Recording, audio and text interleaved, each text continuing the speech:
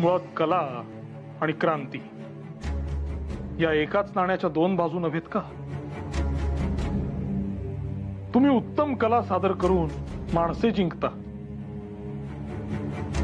आणि आमचे वृत्तपत्र क्रांती घडवून माणूस जिवंत ठेवेल.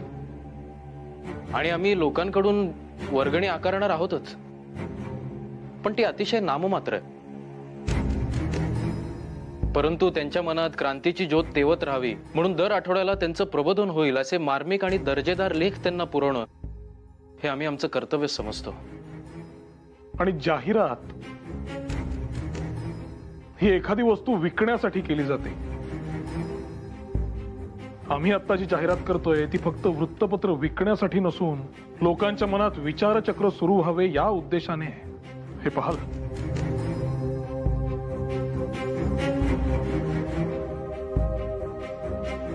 केसरी, वा. आणि मराठा सुद्धा, म्हणजे मराठा इंग्रजीमधून आहे आणि केसरी मराठीमधून आहे. वा वा वा, म्हणजे आपल्या साम्राज्याची गर्जना होणार. तर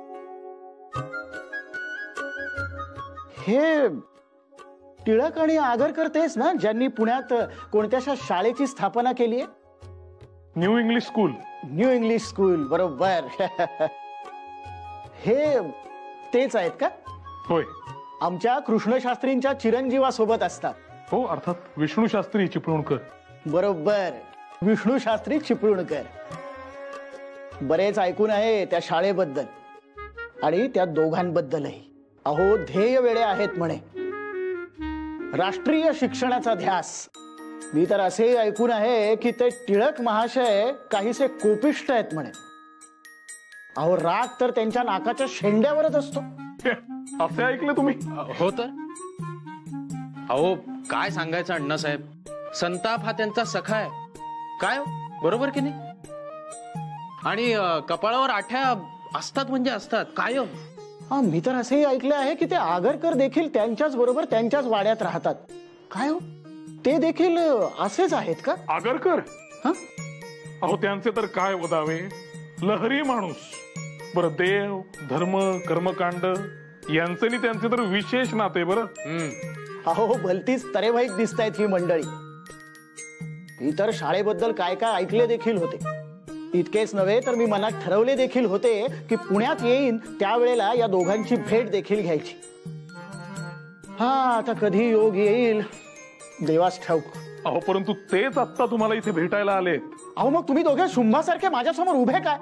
अहो, बोलवा त्यांना वरती, मला भेटायचंय त्यांना. पंत पंत काय असंच स्वतःच्या विचारात. केसरी आणि मराठाची सगळी तयारी झाली आहे खरं तर, पण माझा आतला आवाज मला प्रश्न विचारतोय की बळवंता, खर तर तू हाडाचा शिक्षक, ही शाळा वर्ग विद्यार्थी यात रमणारा, कुठलेही अवघड गणित दिले तरी ते चटकन सोडवणारा, प्रयोगशीलतेने विद्यार्थ्यांना शिकवणारा, वगैरे वगैरे. पण आता या संपादकाच्या खुर्चीत तुझे नेमके काम काय? हे असं आहे बघा बुवा यांचं. बळवंतराव, हे असले विचार नका करू. आपले उद्दिष्ट विसरलात का तुम्ही? विसरीन कसे? पण कसं आहे बुवा, शास्त्री बुवा आहेत शब्दप्रभू, उत्तम लिहितात. आगरकर तुमचे लेख देखील अतिशय वाचनीय आणि वैचारिक असतात. तुम्ही मंडळी जितक्या लिहिलया लेख लिहू शकता तसे मी लिहू शकेन की नाही मला शंका आहे. बळवंतराव, आपले वृत्तपत्र काय निबंध स्पर्धा आहे का? लेखन कौशल्य सादर आणि सिद्ध करायला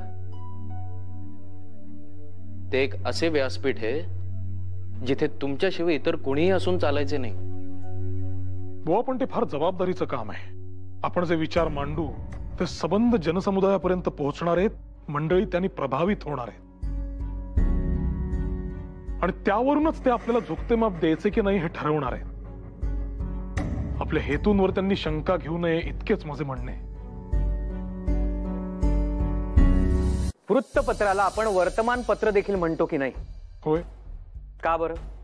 कारण त्यात आपली सध्याची परिस्थिती काय आहे, आपल्या समस्या काय आहेत, आपले शत्रू कोण आहेत, किंवा आपल्या विचारांची दिशा कशी असायला हवी हेच कार्य आहे की नाही वृत्तपत्रांचे? हो.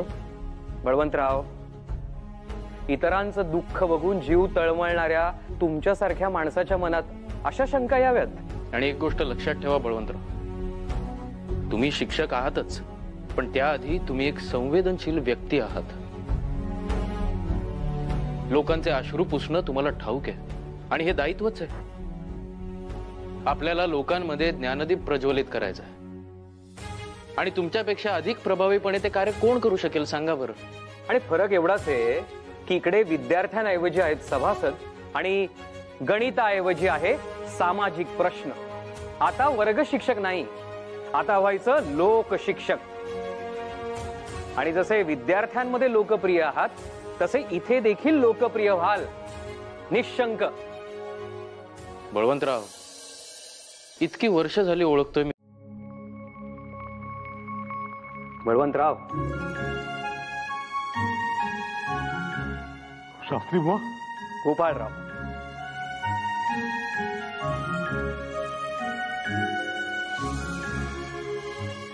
हो नमस्कार करतो. आपली जनता खूप भाबडी हो, आणि या भाबडेपणाचाच फायदा त्या क्रूर ब्रिटिशांनी घेतला आणि आपण पारतंत्र्यात अडकलो. त्यामुळे विज्ञान, यंत्र, वैचारिक दृष्टिकोन या गोष्टींचा अभावच आपल्याला मारक ठरला. म्हणूनच समाजाला जागरूक करण्याची आवश्यकता आहे. खरंय. आणि आता हाच दीप आपल्याला सर्वत्र पोहोचवायचा आहे. हे केवळ वृत्तपत्र नव्हे, हे एक युद्धच आहे गुलामगिरी विरोधात,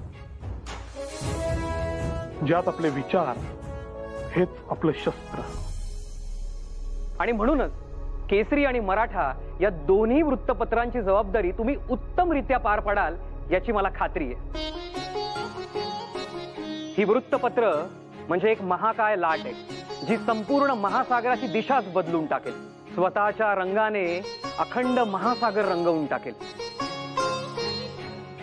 आणि संपूर्ण जगभर आपलाच आवाज पोहोचेल. उद्यापासून आपले दायित्व अधिक वाढणार आहे. शास्त्री बुवा, हे सगळे विचार मनात आले की अक्षरशः पोटात गोळा येतो, दडपणही येते. आपले व्रत फळास लागो इतकेच काय ते. बळवंतराव, काळजी नका करू. आजपर्यंत इतके आव्हाने आपण मोडीत काढली, मग ते कागदाचे परमिट मिळवणे असो, प्रेससाठी पैसे मिळवणे असो, किंवा छापखान्यासाठी जागा मिळवणे असो, आपण विजय प्राप्त केलाच ना. याचाच अर्थ काय? आपला मार्ग योग्य आहे, त्यामुळे यश नक्की मिळणार आपल्याला. हाच सकारात्मक विचार घेऊन आपल्याला पुढे जायचंय. आणि म्हणूनच आपल्या वृत्तपत्राचा शब्द न शब्द आपल्याला तोलून मापून वापरायचा आहे. कारण बोलून गेलेले शब्द हवेत विरून जातात आणि लिहिलेले शब्द ऐतिहासिक दस्तावेज ठरतात. आणि म्हणून आपले निर्भीड थेट विचार योग्य प्रकारेच लोकांच्या मनावर उमटले पाहिजे. थोडक्यात काय, आगरकर, करंगळीवर गोवर्धन पेलायचं आहे आपल्याला, असं आहे आव्हान. आपल्या समोर आव्हाने आले नाहीत असं कधीतरी झालंय का बळवंतराव? तुम्ही याला गोवर्धन म्हणा किंवा शिवधनुष्य, ते तुम्ही लीलया पेलाल याची मला पूर्ण खात्री आहे. माझी काकू काय सांगायची माहितीये, लग्नानंतर आपले नवरोबा म्हणजे काही फक्त आपले कुंकू नसतात. ते कधी आपले आई वडील होतात, कधी अगदी लहान मूल होऊन आपल्यापाशी हट्ट धरतात. तितका हक्क असतो त्यांचा आपल्यावर, कारण ते आपल्याला सर्वाधिक ओळखत असतात आणि म्हणूनच त्यांचं म्हणणं कधीही टाळायचं नसतं. म्हणजे मी शिकावं हेच सुचवताय की तुम्ही? मग काय चूक आहे त्यात? यांनी तर मला अशा कितीतरी स्त्रियांचे दाखले दिलेत. पेशवाईत नव्हत्या का कित्येक स्त्रिया शिकलेल्या? त्या राधाबाई म्हणजे पहिल्या बाजीरावांच्या मातुश्री, त्या तर म्हणे कामकाजावर देखरेख ठेवण्यासाठी खलिते लिहून घेत असत. आणि झालंच तर त्या धच मा केलेल्या त्या आनंदीबाई, त्यांना पण वाचायला येतच होतं की, त्याशिवाय केलं का हे? होय, त्यावरून आठवलं, हे आनंदीबाईंचं मी एकदा ह्यांच्या कानावर घातलं तर मला म्हणाले, आनंदीबाईंनी धचा मा केल्याचे असे काही लिखित पुरावे नाहीत म्हणून. पण म्हणे त्या आनंदीबाईंनी पांडव प्रताप, हरिविजयासारखे कितीतरी ग्रंथ वाचले होते. मग मी सुद्धा काही कमी नाही. मीही त्यांना म्हणाले, या पंडिता रमाबाई सुद्धा खूप शिकल्या आहेत ना? तर मला म्हणाले, अरे वा, तुला माहितीयेत त्या? त्यांना माझ्याकडून हे नाव ऐकण्याची अपेक्षाच नव्हती मुळी. त्यावर मी म्हटलं, हो तर मला सुद्धा थोडीफार माहिती आहे जगाची. मला म्हणाले, पंडिता रमाबाई म्हणजे किती मोठ्या विदुषी. आजच्या काळात तर त्यांच्या शिक्षणाचा आदर्श सगळ्या स्त्रियांनी घ्यायला हवाच. पंडिता रमाबाई, सावित्रीबाई या आणि अशा कित्येक शिक्षित स्त्रियांनी स्त्रियांसाठी शिक्षणाची कवाडं खुली करून त्यांना खऱ्या अर्थाने जगण्याचं बळ दिलंय. घ्या ताई, आता तुम्ही पण आदर्श घ्या आणि शिक्षण घ्या सोबत. मी आणि या अशा अवस्थेत? धन्य. का? दोघांनी मिळून घ्या की शिकवणी, म्हणजे बाळ जन्मास येताना अग्रलेख म्हणत यायचे.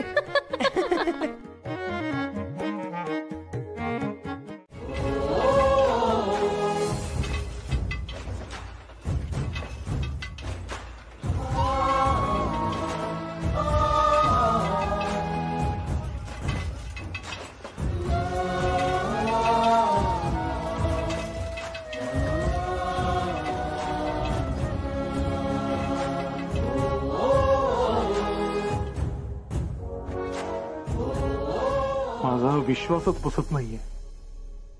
हे आपण केले?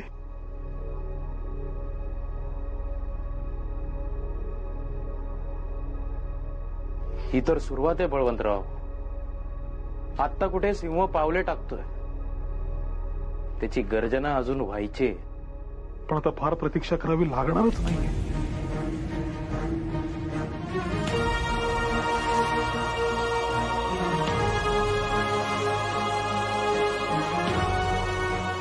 बळवंतराव, हो, काय लेख लिहिलाय तुम्ही? निशब्द झालोय मी खरंच. वृत्तपत्राचे नाव काय? मराठा. मग तसा साजेसा लेख हवा की नाही? जबाबदारी आहे आपली. पण केसरीला कमी लेखू नका. याच्यापेक्षा त्याची गर्जना अधिक होणार आहे, बघा तुम्ही.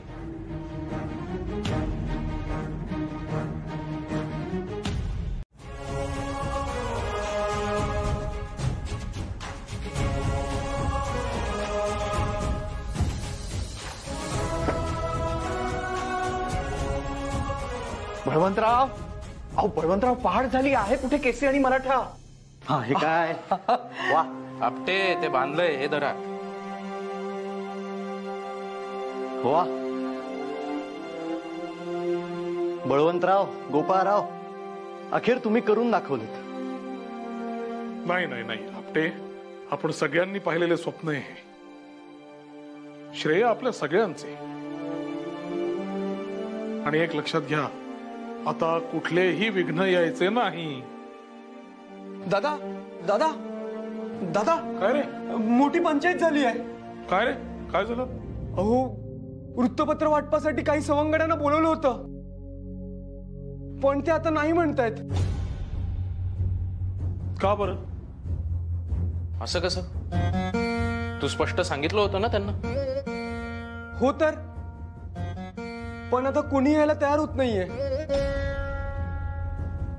अहो, पण मग हे छापलेले गठ्ठे वाटणार कोण?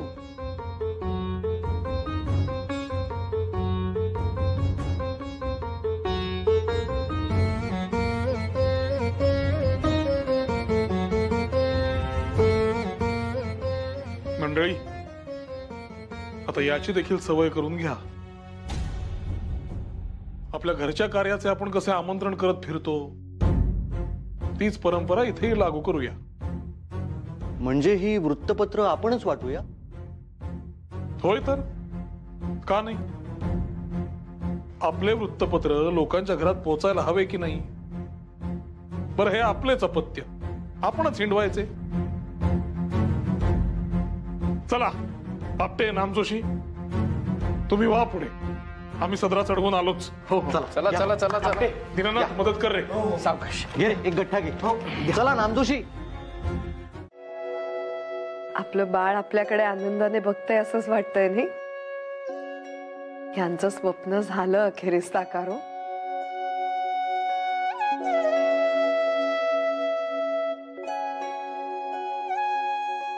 काय झालं? यातला केसरी कुठला आणि मराठा कुठला? हे पहा, ही अक्षर आहेत ना, ती मला आधी पाहिल्यासारखी वाटतायत. म्हणजे ज्ञानप्रकाशात किंवा ह्यांच्या 1-2 पुस्तकात सुद्धा पाहिलीत मी. म्हणजे हाच केसरी असेल ना? आता ही ओबडधोबड नक्षी ही नाही मला ओळखता येत आहे. ओबडधोबड काय म्हणता? त्यांनी ऐकलं तर ओरडा बसायचा आपल्याला. हो, काय बाई नशीब म्हणायचं. नाही म्हणजे या दोघांनी मिळून ही वृत्तपत्र सुरू केली आहेत आणि आपल्याला साधं नाव वाचता येऊ नये. मी काय म्हणते वहिनी, आता एकदा घेऊनच टाका ना. भाऊजी म्हणतायत तसे वाचायला शिकायचं मनावर. म्हणजे ही अडचणच यायची नाही, नाही का? नाही ते मला एकटीला शिकायला नकोसं वाटतं बाई. ते भीती वाटते.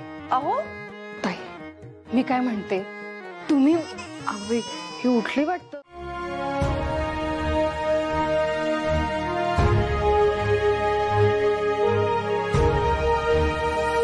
अहो, आजचा लेख वाचलात का केसरी मधला? अहो, हे काय विचारणे झाले? आद्य कर्तव्य आहे केसरी वाचणं. 1857च्या उठावादरम्यान जसे देशभक्तीने भारावलेले वातावरण होते, जशी वीरश्री संचारली होती, तेच स्फुरण चढते केसरीतील लेख वाचून. अगदी या वयात देखील. खरंय आप्पा तुमचं. बघितलं का, केसरी मधले लेख म्हणजे बंदुकीतून सुटलेल्या गोळीसारखेच वाटतात. आपल्या लोकांमधला जो असंतोष आहे तो लेखातून बाहेर पडतोय. अहो, हे वर्तमानपत्रात छापून आणणं सर्व ठीक आहे हो, पण मी काय म्हणतो, उंटावरून शेळ्या हाकण्यापेक्षा असेल हिंमत तर थेट भाष्य करा ना संस्थानाच्या राजकारणाबद्दल. अहो, वर्तमानपत्रात समस्या मांडतात. राजे महाराजांना कसल्या समस्या असे? अहो काय बोलताय, कुठल्या काळात जगताय? अहो, बडोदाच्या संस्थानाबद्दल माहिती आहे का तुम्हाला? 6 आठवडे झालेत, केसरीचा एकही लेख चुकवला नाही. प्रत्येक लेखातून स्फूर्ती मिळते आणि मनात हेच येतं की आपण सरकारची गुलामी करायची नाही. मला पण असंच वाटतंय रे, पण घरचे काय म्हणतील त्याची काळजी मी करतच नाही. माझ्या चुलत्यांना जेव्हा मी सांगितलं की सरकारी नोकरी करणार नाही, तेव्हा फोकाने फोडून काढलं मला. त्यांचं असं म्हणणं आहे की मी शिकावं, नोकरी करावी, जागा विकत घ्याव्या आणि केलेल्या उपकारांचे पांग फेडावे. मग तू करणार नाही तसं?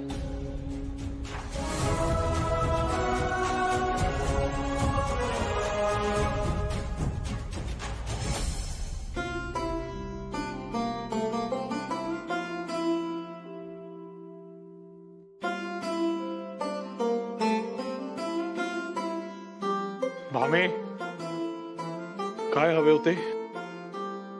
व्यस्त आहात ना? असू दे, सांग आता. याला काय अर्थ आहे? येतेस नि काही न बोलताच निघून जातेस. काय हवे होते स्पष्ट बोल. ते मला वाणसामान आणायचं होतं. घर खर्चासाठी पैसे हवे होते, तेवढे दिले असतेत म्हणजे. असे कसे विसरलो? अहो, मी आठवण करून दिली फक्त, इतकं काही नाही. आणखी एक आठवडा दे. देतो मी. आठवडा? झाले असे, केसरीने मराठाला मोठे करायचे आहे, मुळात धड उभे करायचे आहे. त्यात प्रचंड खर्च होतोय. शाळेतून आलेला पैसा देखील तिथेच वळता करतोय आम्ही. त्यामुळे तिथून देखील मानधनाची आवक थांबली. म्हणून म्हटलो एक आठवडा दे. क मात्रा के स र काना वेलांटी री केसरी केसरी. बापरे, आता घरी परीक्षा आहे. एक खाद एखादा उ जका पदार्थ पदार्थ थोर काय बाई पदार्थ पदार्थ पदार्थ. केवढं अवघड लिहितात हे. हे तर केवढं अवघड आहे. त द हे द च्या खाली काय आहे? तदवतच. तद्वत असा शब्द आहे का? मी नव्हते बाबा काही वाचत नाही. मी नव्हते काही वाचत. शिक्षण माणसाला धिटाई शिकवते यशोदाबाई. अगं वाचतेस तर मग लाजतेस कशाला? चालेल. नाही म्हणजे चालेल. अगं धावेल. खऱ्या अर्थाने आज आपलं वृत्तपत्र सार्थकी लागलंय. काहीतरीच काय तुमचं. आणि बाई किती कठीण लिहिता तुम्ही. एक धड ओळ वाचता येईना मला. 17 वेळा अडखळले ना मी. नव्या अनोळखी वाटेवरून चालताना खडे टोचणारच. पण अशीच न थांबता चालत राहिलीस तर एक दिवस स्वतःची वेगळी वाट शोधून काढशील. यशोदा, आज मला तुझा अभिमान वाटतो. अगं आत्ता अडखळतेस, पण उद्या हाच लेख लीलया वाचून काढशील. एक विचारायचं होतं. तो शब्द जो तुम्ही उच्चारलात आत्ता, तद्वत, हा, त्याचा अर्थ काय होतो? तूच अडखळलीस, तूच शोधून काढ. पुढे मागे काय शब्द आहे बघ. काही समजतंय का बघ. असं कसं समजेल? आपल्याला कुठे घाई आहे. रात्रीपर्यंतचा अवधी आपल्याकडे. शोध, सापडलं की मग पुढे जा. हो सांगा ना. नाही म्हणजे तुम्ही नाही सांगितलं तर कोण मला. प्रयत्न करा, मार्ग नक्की मिळेल. शिबाई काय हे तद्वतच. कुठला शब्द अडलाय? तद्वत. हा. सावित्रीबाई फुले जशा शिक्षणासाठी झटल्या त्याचप्रमाणे तू कार्य करावे अशी माझी इच्छा. अहो काय बोलताय तुम्ही? अगं तुझ्या शंकेचं निरसन करतोय. समजताय का? जशा सावित्रीबाई फुले झटल्या त्याचप्रमाणे तू कार्य करावेस. आता ही 2 वाक्य कुठल्या शब्दांनी जोडली आहेत? त्याचप्रमाणे. शाबास. बळवंतराव, काय हो असे वृत्तपत्र आड उभे राहून काय करताय? तुमचे आभार मानायला थांबलोय. तुम्ही आम्हाला फार मौल्यवान भेट दिलीत शास्त्री बुवा. दिसायला साधी लेखणी पण तलवारी सारखा घाव घालते. अहो बळवंतराव, या शस्त्राचं महत्व त्यांना ठाऊक नसणार तर कुणाला? अगदी अगदी नामजोशी. शास्त्री बुवांना भाषा शिवाजी म्हणतात ते काही विनाकारण नाही. आपले भाग्य तिथे आपल्या सोबत उभे. बळवंतराव, आपण काय एकमेकांचं कौतुक करायला जमलोत का इकडे? आणि आज काही कामं नाहीत की काय आपल्याला? हे बघा आपटे आलेच.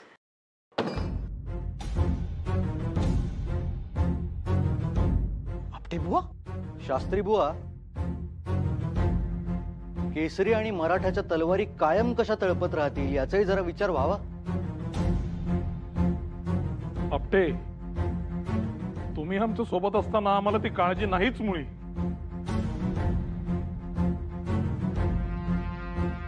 बळवंतराव माफ करा पण जरा स्पष्टच बोलतो. अहो प्रसिद्धीचा पाऊस कितीही पडला तरी आर्थिक बाबींचं काय? आपण सोहनींकडनं कर्ज घेतलंय ते विसरून कसं चालेल? आपल्या कोणालाही त्याचा विसर पडलेला नाहीये आपटे. गोपाळराव, माझं बोलणं कटू वाटेल पण केसरीचा फक्त खप नाही वाढला. कागदाचा खर्च, शाईचा खर्च, टपालाचा खर्च सगळंच वाढलंय.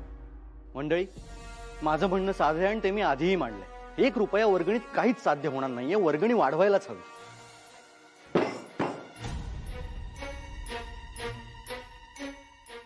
आपण दुसरा कुठला उपाय शोधला तर? सुचवा ना, तुम्ही सुचवा. आपटे, यावर आधीच बोलणं झालंय. आपण काही संस्थानांना पत्र आणि आपली केसरीची आवृत्ती पाठवूया. बघूया तिथे आपले वृत्तपत्र वाटले जाते का. अशाने आपला सभासद वर्ग वाढेल, पर्यायाने वर्गणीदार वाढतील, लोकप्रियता वाढेल. आले ध्यानात? अगदी योग्य आहे बळवंतराव. आणि संस्थानिकांना आपलं काम पटलं तर ते आपल्याला सहाय्य देखील करतीलच की. अहो पण शास्त्री, जाहिराती